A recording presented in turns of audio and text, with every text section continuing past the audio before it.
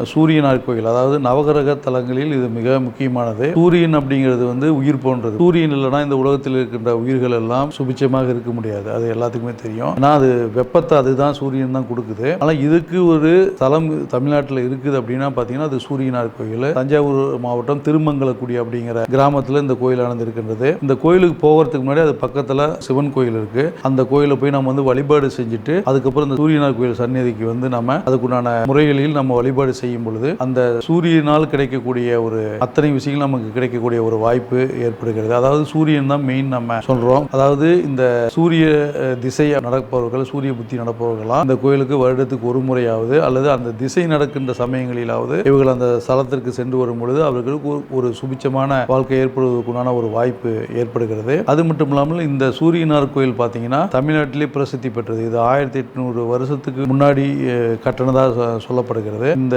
சிறப்பு வாய்ந்த ஒரு ஸ்தலத்தை அனைவருமே சென்று ஒரு வழிபாடு செய்தால் நலம். அதே மாதிரி சூரியனால் பாதிப்பு ஏற்படுபவர்கள், அதனுடைய அனுகிரகம் வேண்டும் என்று நினைப்பவர்கள் இந்த கோயிலுக்கு வருடத்துக்கு ஒரு முறையோ அல்லது இருமுறையோ சென்று வருவது நலம்.